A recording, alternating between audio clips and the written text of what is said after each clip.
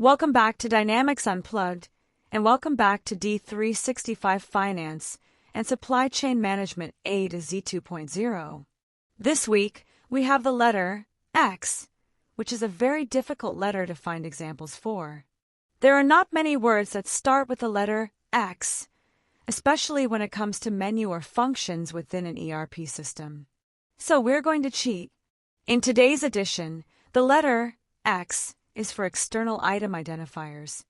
That's right, we're using the letter E for a word that sounds like it begins with the letter X.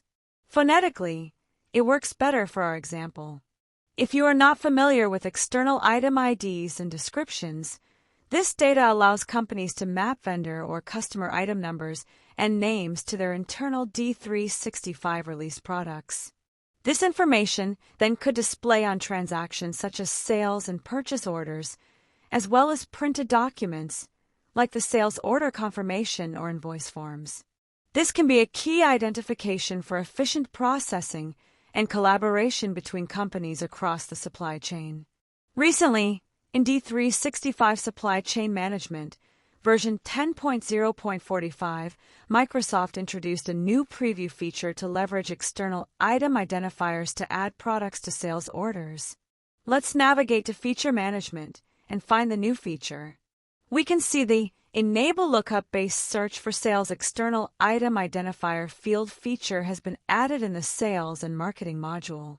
As mentioned, the reason for this feature is that it is completely normal for order takers to be given a customer's part number rather than an internal item number when they are entering orders. People do not want to waste time having multiple screens open or making extra clicks to do a lookup just so they can add an order line.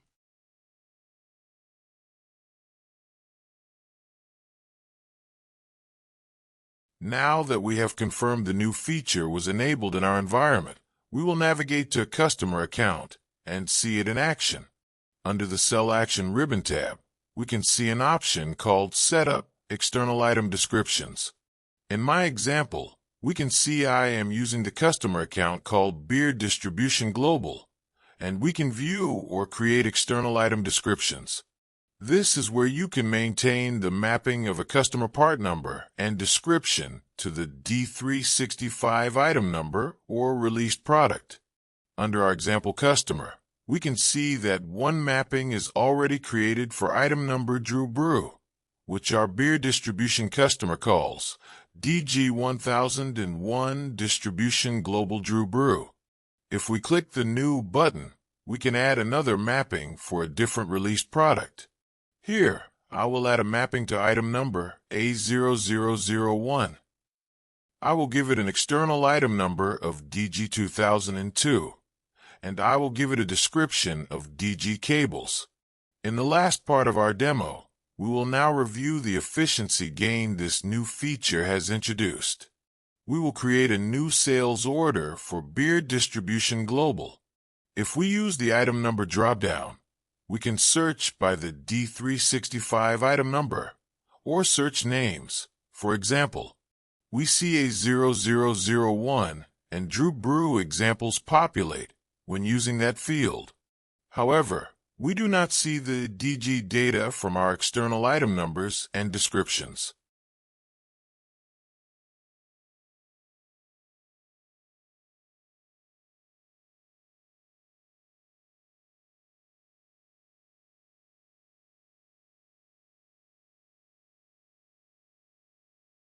So rather than using the item number dropdown, users can now use the external item dropdown from the sales line details.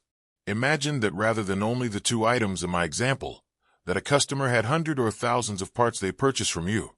This search enablement would save users an immense amount of time finding items and adding them to orders. And that's it, an easy to enable and use feature that improves the quality of work life.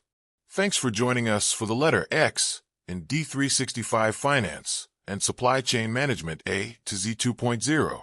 See you next time.